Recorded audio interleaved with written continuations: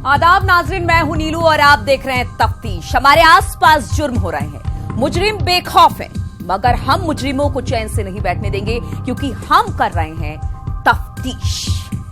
वो अब अपनी जिंदगी हंसी खुशी से जीना चाहता था। क्राइम की दुनिया से अब वो तौबा कर चुका था। वो अपना घर बार बसाना चाहता था, एक फैमिली की तमन्ना पाले था। वो अपने नाम के साथ जुड़े क्रिमिनल जैसे कलंक को खत्म करने की कोशिश में लगा था। लेकिन ये बात उन मुजरिमों को कहां भाने वाली थी? उन हैवानों को ये बात कब पसंद आती कि वो सुधर जाए, और उन दरिंदों ने उसे मौत के घाट उतार दिया। देखिए जुर्म की दलदल से निकलने में नाकाम जिंदगी की ये तफ्तीश। मौत की मॉर्निंग वॉक, हत्या की खौफनाक तस्वीर, अपराधियों का आज सड़क किनारे खून से सनी लाश। अभी अंधेरा पूरी तरह से छटा भी नहीं, सूर्य अभी बादलों में ही छुपा हुआ। सड़क पर लोग कम ही दिखाई दे रहे थे, लेकिन इसी बीच जब कुछ लोगों ने गोलियों की आवाज सुनी तो आसपास के लोग दहशत से भर गए।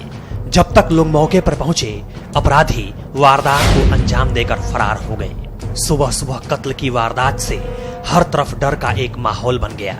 एक शख्स सड़क किनारे मौत के आगोश में लेटा हुआ था। सड़क पर खून ही खून पसरा हुआ था। बगल से गाड़ियां गुजर रही थी। इलाके के लोग हैरान थे कि आखिर ये शख्स कौन है जिसको हत्यारों ने बेरहमी से मार डाला। ये सवाल सभी के जेहन में कौंध रहा था, लेकिन इसका जवाब काफी देर तक किसी को नहीं पता चला। दरअसल ये मामला पटना शहर के किदवईपुरी कॉलोनी का है, जहां अहले सुबह अपराधियों ने एक शख्स की गोली मारकर हत्या कर दी। हत्या के बाद आसपास अफरा तफरी मच गई। दूसरी तरफ जैसे इस घटना की सूचना पुलिस को मिली, पुलिस मौके पर पहुंचकर मामले की पड़ताल में लग गई। शव को कब्जे में लेकर पोस्टमार्टम के लिए भेज दिया। वहीं कुछ देर बाद मृतक युवक के परिजन को जब यह खबर मिली, मृतक युवक के पिता घटना स्थल पर पहुंच गए। वहाँ तो कुछ नहीं हुआ है। हाँ, पार्क में कुछ नहीं हुआ है। वहाँ तो अभी पार्क में ड्यूटी करते हैं। हाँ, घूम के वहाँ से आया है यहाँ।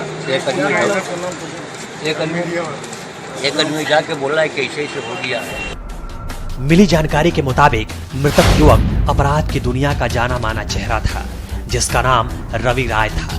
19 वर्षों तक अपराध की दुनिया में रहने वाला रवि पटना के मंदिरी का रहने वाला था, जिसके ऊपर 14 आपराधिक मामले दर्ज थे। लेकिन ऐसी भी जानकारी है कि कुछ दिनों से उसने अपराध की दुनिया को छोड़ दिया था। वही कयास लगाया जा रहा है कि उसके दुश्मनों ने ही जब वो सुबह मॉर्निंग वॉक के लिए निकला था, इसी दौरान गोली मारकर मौत की नींद सुला दी। एक हत्या का मामला प्रकाश में है। बुद्धा कॉलोनी थाना अंतर्गत जो है वो सुबह में हत्या की घटना प्रतिवेदित हुई है, जिसमें एफआईआर दर्ज हो गया है। मृतक जो है इनका नाम रवि राय है।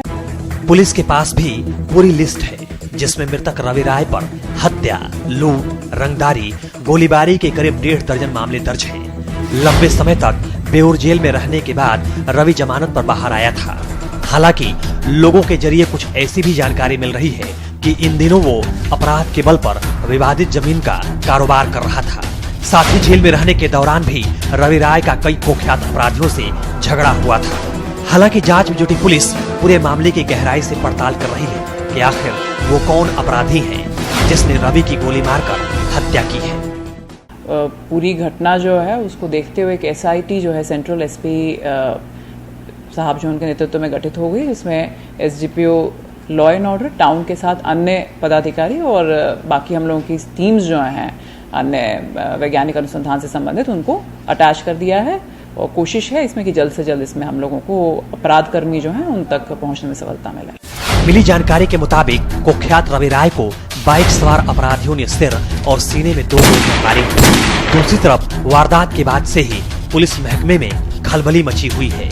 साथ ही घटना के बाद डैमेज कंट्रोल में जुटी पुलिस रवि राय को अपराधी बताने में जुटी हुई है।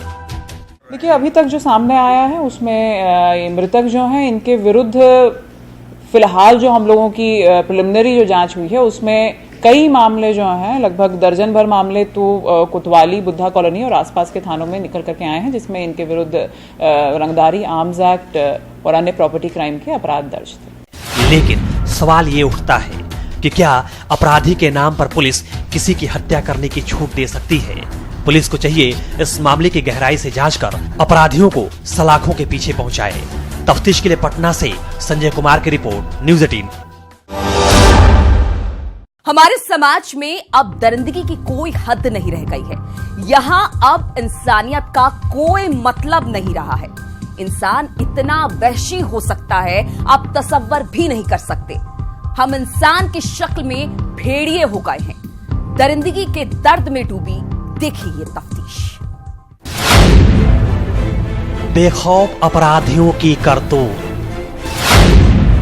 गरजने लगी बंदूकें, शुरू हो गया मौत का खेल। उप मुखिया पति की हत्या। आनन फानन में घायल एक शख्स का इलाज भी शुरू हुआ। अस्पताल की बेड पर बेसुध पड़े हुए इस शख्स को गोली लगी थी। खून से लथपथ व्यक्ति को बचाने का डॉक्टरों ने काफी प्रयास भी किया, लेकिन डॉक्टरों का प्रयास सफल नहीं हो पाया। आखिर गोली से घायल शख्स मौत के आगोश में सो गया, जिसके बाद हर तरफ मातम पसर गया। इस खौफनाक मौत ने सभी के रोंगटे खड़े कर दिए। दरअसल ये मामला पूर्णिया के श्रीनगर थाना के चनका गांव का है, जहां रविवार की रात उप मुखिया संगीता देवी के पति पप्पू यादव को अपराधियों ने गोली मारकर हत्या कर दी। वारदात को लेकर मिली जानकारी के मुताबिक बाइक सवार 3 अपराधियों ने पीछा करके पहले तो पप्पू यादव को बाइक से नीचे गिरा दिया, लेकिन जैसे ही अपराधियों ने हथियार निकाला कि पप्पू यादव भागने लगे, तभी तीनों अपराधियों ने खदेड़कर पप्पू यादव को 4 गोलियां मार दी। चनका पंचायत वार्ड नंबर 6 के उप मुखिया पप्पू यादव जी का किसी ने गोली मार करके हत्या कर दी। इस वारदात की सूचना मिलते ही पूरे इलाके में हाहाकार मच गया। चारों तरफ अफरा तफरी मच गई। मौकाए वारदात पर पहुंचे लोगों ने बुरी तरह से घायल पप्पू यादव को किसी तरह सदर अस्पताल लाया, लेकिन जांच के बाद डॉक्टरों ने उन्हें मृत घोषित कर दिया। मौत की इस घटना के बाद पीड़ित परिवार में चीख पुकार मच गई। मृतक की पत्नी और उप मुखिया संगीता देवी का रो रो कर बुरा हाल है। पूरे परिवार में मातम पसरा हुआ है। हत्या की इस घटना के बाद इस परिवार के ऊपर दुखों का पहाड़ टूट पड़ा है। वारदात को लेकर पीड़ित परिजनों का कहना है कि मृतक पप्पू यादव का गांव में ही कुछ लोगों से जमीन विवाद के साथ साथ राजनीतिक विवाद भी चल रहा था। हो सकता है इस घटना की वजह यही हो। हालांकि हत्या किसने और क्यों की है, ये अभी तक स्पष्ट नहीं हो पाया है। जो पीड़ित पक्ष है उनके द्वारा प्राथमिकी हेतु दिए गए आवेदन से मामला चुनावी रंजिश, राजनीतिक रंजिश का लगता है। ग्रामीण स्तर पे जो राजनीति होती है मुखियाओं को, मुखिया आदि के बीच में, उसकी और साथ में उन्होंने इसको जमीनी विवाद से भी जोड़ने की बात अंकित किया है। दूसरी तरफ घटना की सूचना मिलते ही श्रीनगर थाना अध्यक्ष संजय कुमार सिंह और सदर एसडीपीओ आनंद कुमार पांडे मौके पर पहुंचकर मामले की तफ्तीश में जुट गए। सदर एसडीपीओ का भी कहना है कि घटना का कारण अभी तक स्पष्ट नहीं हो पाया है। मामले की जांच के बाद ही पूरा मामला स्पष्ट हो पाएगा। फिलहाल पुलिस वैज्ञानिक अनुसंधान से तफ्तीश कर रही है। घटना में संलिप्तता की जांच की जाएगी, तो उसके बाद कानूनी प्रक्रिया। चुनाव तक अपराधी भी काफी शांत दिख रहे थे। चुनाव की प्रक्रिया समाप्त होते ही आपराधिक वारदातें शुरू हो गई हैं। अब इस घटना के पीछे चुनाव से जुड़ा कोई कारण है या अन्य कोई वजह, ये तफ्तीश के बाद ही साफ हो पाएगा। तफ्तीश के लिए पूर्णिया से कुमार प्रवीण की रिपोर्ट, न्यूज़ 18। ये सच है कि मोहब्बत कभी भी और किसी से भी हो सकती है। मोहब्बत करने वालों के लिए ना तो कोई मजहब होता है और ना ही कोई बंदिश। यहाँ भी तो यही हुआ था। नजर से नजर टकराई, मोहब्बत हुई, लेकिन उनकी मोहब्बत बिना किसी मुकाम पर पहुंचे ही फना हो गई। उनकी मोहब्बत को तो खत्म होना ही था, क्योंकि इस मोहब्बत की बुनियाद जो झूठ पर टिकी हुई थी। देखिए फरेब के जाल से बुनी नाकाम मोहब्बत की ये तफ्तीश। आज निकला प्रेमी, शादी का झांसा देकर यौन शोषण, 7 साल की पाप लीला। इंसाफ के लिए भटकार और धोखे की इस कहानी की शुरुआत पंजाब के लुधियाना से होती है। एक युवक सुपौल से काम की तलाश में लुधियाना जाता है। उसको वहां काम भी मिल जाता है, लेकिन इसी बीच युवक की जान पहचान वहां की रहने वाली एक युवती से हो जाती है। धीरे धीरे ये जान पहचान प्यार में बदल जाती है। दोनों एक दूसरे से मिलने जुलने लगते हैं। धीरे धीरे प्यार परवान चढ़ने लगता है। दोनों एक दूसरे के लिए जीने मरने की कस्में भी खाने लगते हैं। साथ रहने का वादा करते हैं। लड़का भी युवती से शादी कर जीवन भर साथ निभाने का वादा करता है। लड़की को विश्वास होने लगता है कि उसका प्रेमी सच। लड़की जब भी शादी की बात करती, लड़का कोई ना कोई बहाना बनाकर शादी की बात को टाल देता। लेकिन लड़की उस वक्त हैरान रह गई जब उस शातिर प्रेमी की हकीकत सामने आई। अब हम आपको इस प्यार और धोखे की कहानी को जरा विस्तार से बताते हैं। दरअसल ये मामला बिहार के सुपौल जिला के छातापुर थाना क्षेत्र का है, जहां का रहने वाला 30 वर्षीय रमेश मंडल लुधियाना जाता है। वहां वो एक 23 वर्षीय युवती को अपने प्रेम जाल में फंसा लेता है। ये प्रेम प्रसंग 7 सालों तक चलता रहा। दोनों आपस में मिलते रहे। इस प्रेम की आड़ में शातिर रमेश मंडल 7 साल तक युवती का यौन शोषण करता रहा। लेकिन एक दिन जब युवती शादी की जिद पर अड़ आई, जिसके बाद धोखेबाज युवक लुधियाना छोड़ अपने घर सुपौल के छातापुर आ जाता है। लेकिन इतना कुछ होने के बाद भी युवती हार नहीं मानती है। युवती मोबाइल नंबर, फोटो और फेसबुक के जरिए अपने प्रेमी युवक के गांव तक पहुंच जाती है। लेकिन युवती जब अपने प्रेमी के घर पहुंचती है और जब उसकी हकीकत का पता चलता है तो युवती के होश ही उड़ जाते हैं। धोखेबाज प्रेमी की चौंकाने वाली बात यह थी कि वो पहले से ही शादीशुदा था, जिसके 3 बच्चे भी थे। लेकिन शातिर युवक युवती को भनक तक नहीं लगने दिया। शादी का झांसा देकर यौन शोषण करता रहा। वो मुझे नहीं बताए थे कि पहले मैं शादीशुदा हूँ, बाद में बताए। और हम एक दूसरे प्यार कर लिए, शादी कर लिए। उसके बाद इस खबर के बाद गांव में भी हलचल तेज हो गई। लोग एक दूसरे से बातें करने लगे कि आखिर ये तो अन्याय है, लड़की के साथ धोखा है। हर कोई इस मामले में इंसाफ की बात कर रहा था। महिला के साथ जो हमला हुआ, इसके सवाल पर थाना गया छातापुर में अपना सूचना दर्ज कराया। उसके बाद बोला गया कि इस पर कोई कानूनी कार्रवाई हो। आखिर ओकर जहाँ तक साबुत नहीं भेले ता तक लड़की केना पहुँचल एते आ जो अठिना एले उ कहे छे जे आपका बेटा मेरा पति है, तो फिर ओकरा तो मान जे शरण लगा लेना चाहिए। दूसरी तरफ युवती छातापुर थाना जाकर न्याय की गुहार लगाई। लेकिन छातापुर थाना अध्यक्ष ने ये कहकर मामला टाल दिया कि ये मामला पटियाला का है, यहाँ कुछ भी नहीं हो सकता। जिसके बाद युवती इंसाफ के लिए त्रिवेणीगंज एसपी जितेंद्र कुमार के पास पहुंचती है और लिखित आवेदन देकर न्याय की गुहार लगाती है। हैरानी की बात देखिए, आज 15 दिन बीत चुके हैं, लेकिन पंजाब से आई इस युवती को न्याय नहीं मिल पाया है। न्याय के लिए बार बार फरियाद करने के बावजूद सुपौल पुलिस के कानों पर जूं तक नहीं रेंग रहे हैं। लड़की गए यहाँ छतापुर से बड़ा उल भेज दिया त्रिवेणीगंज। जब त्रिवेणीगंज जब भेज दिए तो वहाँ से फिर फोन किए कि छतापुर जाइए, वही फैसला हो जाएंगे। जब बड़ा बाबू के पास हम फिर दोबारा वापसी ले आए तो बड़ा बाबू कह रहे हैं कि इस मामला में क्यों कर रहे हैं। ये गलत बात है, ऐसे नहीं करना चाहिए और अपना लेना चाहिए। मेरे समाज की बात भी नहीं मानेंगे। हालांकि इस मामले को लेकर लड़का के परिजन कुछ अपनी दलीलें दे रहे हैं। आरोप तो कुछ कह सकता है, कुछ कह सकता है। हमारा लड़का को स्त्री है, 3 गो बच्चा है। तो सर कल पंचायत भी हुआ था इस मामले पे।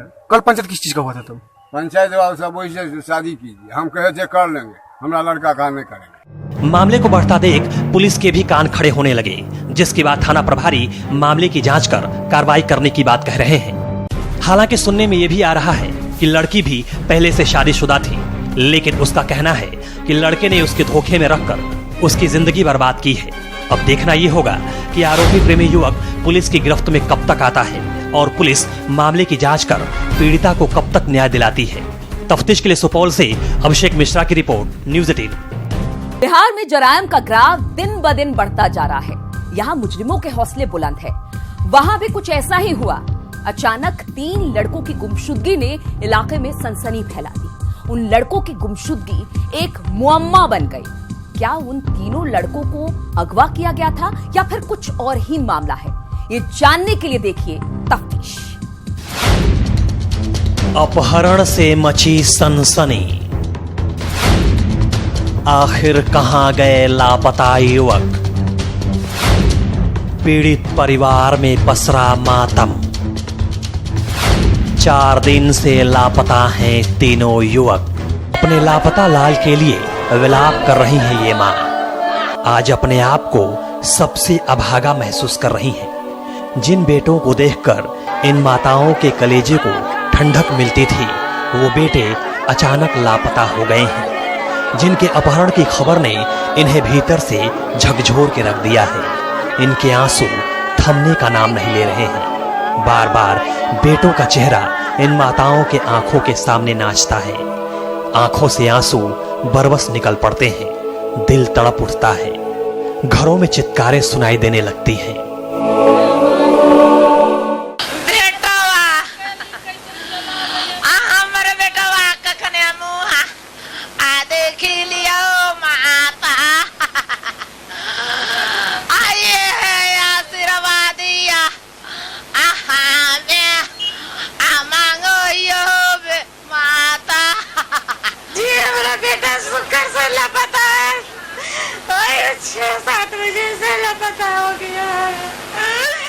अपने बेटों के लिए पुकार पुकार कर रोते हुए आज 4 दिन बीत गए, लेकिन लापता युवकों का कुछ भी खबर नहीं मिल पाया है। जैसे जैसे समय बीतता जा रहा है, पूरे परिवार का डर बढ़ता जा रहा है कि आखिर उनके लाल कहां और किस हाल में होंगे।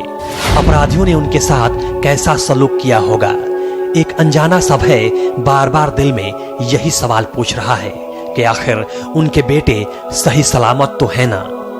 लेकिन इसका जवाब किसी के पास नहीं है। दरअसल ये मामला बीते शुक्रवार का है, जहां जमुई के सिकंदरा बाजार के रहने वाले 3 युवक राजकुमार यादव उर्फ पल्लू यादव, जितेंद्र यादव और विक्की रजक 2 बाइक पर सवार होकर नवादा जिले के पकरी बरामा गए हुए थे। लेकिन जब युवक घर वापस नहीं लौटे, उसके बाद से परिवार वाले जहां परेशान हैं, वहीं स्थानीय लोगों में भी नाराजगी बढ़ती जा रही है। आज 4 दिन हो गए, पीड़ित परिवार का सब्र टूटने लगा है। तीनों युवकों के परिजन सिकंदरा के मां जगदम्बा मंदिर में जाकर भगवान से गुहार लगाई ताकि उनके लाल सकुशल घर वापस लौट आएं। जितना सब गया है सब वापस लौट के आ जाए सही सलामत। और क्या मांगेंगे भगवान से, नहीं कुछ पता नहीं चला।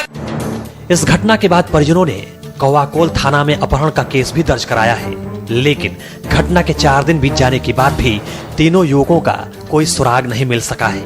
तीनों युवक में जितेंद्र यादव की नौकरी रेल में लग गई है, जिसे 6 जून को ज्वाइन करने भी जाना था। दूसरी तरफ मामले की पड़ताल में लगी पुलिस ने 2 बाइक नवादा के कौवाकोल के पास से बरामद किया है। ये दोनों बाइक वही थी जिस पर तीनों युवक सवार होकर गए हुए थे। काफी छानबीन के बाद ये भी पता चला है कि कुछ लोगों ने जबरन एक बुलेरो में बैठाकर तीनों युवकों को अपने साथ लेकर गए। आज 4 दिन हो गया है, हम इसका आवेदन मालूम चला। हम फिर सुबह में गए थाना प्रभारी के यहाँ कि मेरा भाई रात भर नहीं आया सर, जरा सब पता कीजिए।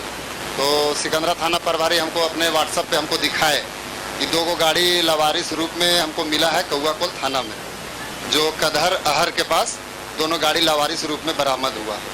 दूसरी तरफ युवक की बरामदगी नहीं होने से स्थानीय लोग आक्रोशित हो उठे, जिसके बाद लोगों ने सिकंदरा चौक को जाम कर दिया। जब पुलिस को मामले की जानकारी हुई, पुलिस मौके पर पहुंचकर लोगों को समझाकर शांत कराया। स्थानीय नागरिक हैं जिनके अपहरण की घटना हुई है, प्रकाश में आई है। इस संबंध में कौवाकोल में अनुसंधान हो रहा है। वहाँ की पुलिस हमारे पास हम लोग के संपर्क में है और अपेक्षित सहयोग उनको दिया भी जा रहा है और हम लोग अपने स्तर से यहाँ भी ऑपरेशन शुरू कर रहे हैं। स्थानीय लोगों के प्रदर्शन के बाद पुलिस थोड़ा जगी हुई है। पुलिस ने अब मामले में 24 घंटे का समय मांगा है और लापता युवकों की जल्द से जल्द बरामदगी का दावा कर रही है। लेकिन एक बात सोचने वाली है कि अभी तक पुलिस को पता नहीं चल सका है कि अपहरण के इस मामले के पीछे का कारण क्या है। हालांकि पुलिस ने सिकंदरा के जिला पार्षद के पति गुड्डू यादव को हिरासत में लेकर पूछताछ कर रही है। अब देखना है कि पुलिस इस मामले से पर्दा कितना जल्द उठाती है। तफ्तीश के लिए जमुई से केसी कुंदन की रिपोर्ट, न्यूज़ 18। तो आज के लिए बस इतना ही, मगर हमारी तफ्तीश जारी है। अगले हफ्ते फिर हाजिर होंगे, क्योंकि ना जुर्म रुके हैं और ना ही रुकेगी हमारी तफ्तीश। जय हिंद।